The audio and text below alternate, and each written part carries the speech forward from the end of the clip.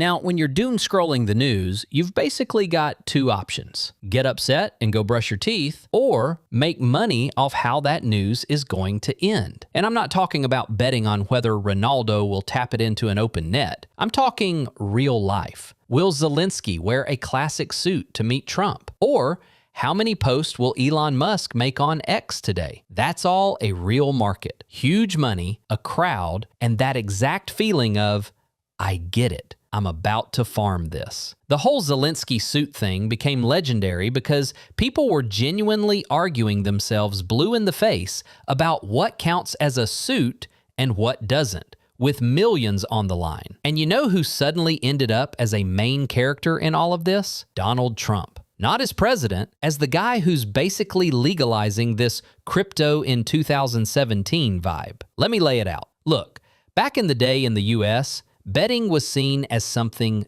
dirty. The state basically herded everyone into one spot, Las Vegas. Like, if we can't ban it, at least keep it in one pen. Everything changed in 2018 when sports betting got legalized across the country. And then the cold math kicked in. States started raking in taxes, and the industry went hunting for young people. In some states, like Kentucky or Wyoming, you can bet from 18, because at 18, your dopamine hits so hard, you're ready to risk everything for the hype. For the system, that's the perfect customer. You come in early, you stay for years. But classic sports are boring. They end. So the guys came up with a genius idea. What if we bet on reality itself? Economics, culture, politics, literally everything. That's how Polymarket and Kalshi showed up. The trick is you're not arguing with a bookmaker. You're buying probability. It's literally trading expectations. And that attracted not degenerates with their last thousand, but the elite, analysts, political consultants, investors. Because the winner is the one who knows. You're not just a gambler. You're a smart future trader. And that's where Trump Jr. enters. There's talk that a fund linked to Trump's son invested in Polymarket and that he came in as an advisor. And it's not just the boys decided to make a buck. It's a signal to the whole world. They won't squeeze us anymore. These platforms used to sit in a gray zone. Now serious people are standing behind them. Imagine you work in a politician's office. You already know what paper he's signing tomorrow. In the stock market, that can get you 5 years.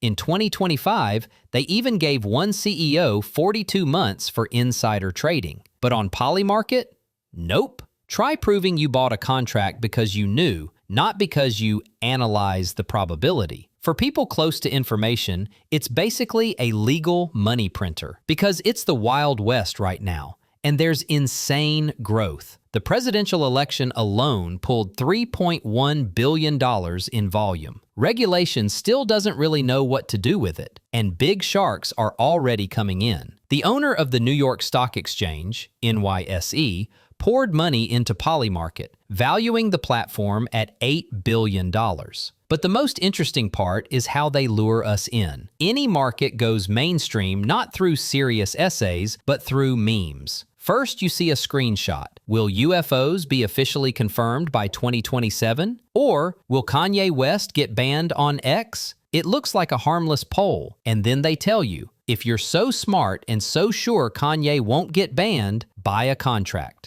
It's genius and dangerous at the same time. A lot of us have this mental block. I don't bet on sports. I'm not a gambler. But Polymarket removes the shame. You're not betting, you're hedging risk. You're not playing, you're spotting trends. Remember that Zelensky suit argument? Why do they need meme bets like that? It's the front door. It's scary to jump into Fed monetary policy, but it's easy to throw money on whether a guy wears a blazer. It lowers the tension. And then you don't notice how you've started trading the probability of nuclear war. Sociologically, it's a whole new level. We start arguing not about what happened, but about how the contract will resolve. The market starts replacing official news. And in the end, we live in a world where the future is scary. And these markets are an illusion of control. Like, if I bet on the bad outcome and it happens, At least I made money. But Trump and his circle caught the angle first. If people are willing to bet on reality, then reality is an industry. And here's the question that really messes with your head. What happens when the people making political decisions start betting on those decisions?